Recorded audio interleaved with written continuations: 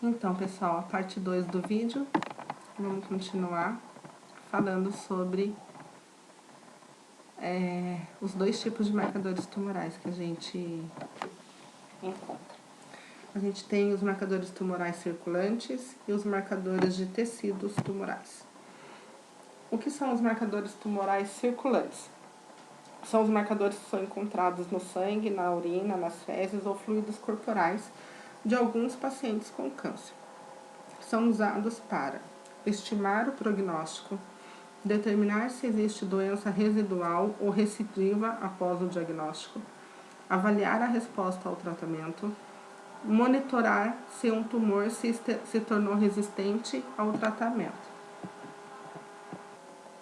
Então, qual é a ideia desses marcadores tumorais circulantes? É a gente analisar, assim como aqui na figura, a gente analisar um fluido corporal, vamos falar que é o sangue, um teste de soro, de sangue, que a gente vai detectar alguma substância que foi produzida pelo tumor ou em resposta ao tumor que esteja circulante e possa ser avaliado, certo? Então, o tumor secreta o marcador tumoral no sangue e o teste sanguíneo contendo o marcador tumoral, a gente consegue fazer a análise. Como exemplos, a gente tem vários tipos de marcadores. Eu coloquei aqui alguns dos que a gente usa bastante na rotina do laboratório, que é a calcitonina, que é um câncer de tireoide. A gente conversou um pouquinho sobre a calcitonina na aula passada, dos marcadores de função da tireoide, que é um dos hormônios produzidos pela tireoide, e ela é usada como um marcador tumoral da tireoide. O CA-125, que é um marcador de câncer de ovário, beta-2 microglobulina, que é um marcador de mieloma múltiplo, de leucemia linfocítica crônica e alguns linfomas. E qual outro tipo? Os marcadores de tecido tumoral. Qual a diferença dos dois? O marcador de tecido tumoral, ele não está circulante. Eles são encontrados nos próprios tumores. São detectados apenas em biópsias. Então, a gente não faz análise sanguínea ou análise de fluidos para determinar esses marcadores de tecido tumoral. Esses marcadores, eles são feitos por biópsia. Então, eles são usados para diagnosticar, estadiar e ou classificar o tumor, estimar o prognóstico e determinar o tipo de tratamento. Quais são os exemplos que a gente tem?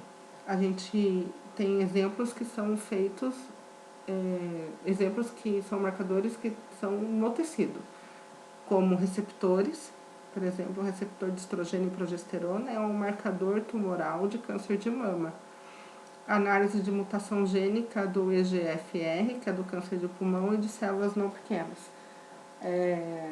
Então, geralmente, esses marcadores de tecido são marcadores que a gente analisa não uma substância produzida pelo tumor, mas sim algo que está no tecido do tumor, que sejam receptores ou uma mutação genética que a gente vai conseguir determinar pela análise genética da célula do tumor, ok?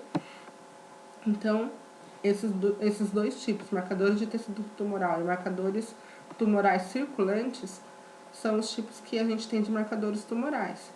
Nas análises clínicas, no laboratório comum de análises clínicas, a gente vai analisar o circulante. Então, é com relação a ele que a gente vai dar um enfoque maior nessa aula. Esse outro tipo de marcador de tecido tumoral, ele é feito biópsia e ele é analisado no laboratório de patologia, ok? Então, quais são as indicações para fazer o exame de marcador tumoral? Já que a gente não tem um marcador ideal que classifique, que diagnostique exatamente se a pessoa tem um tumor, as maiores indicações são para casos que já tem suspeita de tumor. O médico já tem uma suspeita que aquela pessoa tem um câncer porque ele já pediu um exame de imagem, fez um ultrassom ou fez um exame de toque e ele suspeitou que o paciente está com um tipo específico de câncer e ele vai pedir esses exames, esses marcadores tumorais para auxiliar no diagnóstico. Os marcadores tumorais, eles não diagnosticam isoladamente, só eles não vão fazer diagnóstico de tumor, mas eles podem auxiliar no diagnóstico junto com outros exames de imagem, outras coisas assim. Então, quais são as indicações? Para verificar a presença do marcador, uma amostra de tecido é enviada ao laboratório de patologia ou fluido ao laboratório de análises clínicas. Então, aqui está falando dos dois tipos de marcadores, né? Se for um marcador de tecidual, é uma amostra de tecido enviada ao laboratório de patologia. Se for um marcador circulante, o fluido é enviado ao laboratório de análises clínicas. Se o marcador tumoral estiver sendo usado para verificar resposta ou recidiva ao tratamento, devem ser coletadas amostras seriadas. Então, um paciente diagnosticou de câncer de próstata e ele tem um valor do PSA, X, que deu um valor alterado, um X.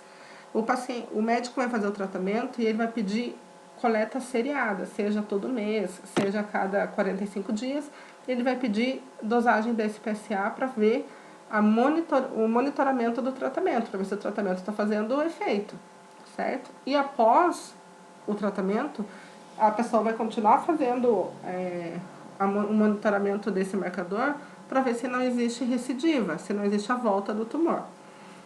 Alguns marcadores não mudam com o tempo, como é o caso da presença de alterações genéticas que podem induzir a uma terapia-alvo específica.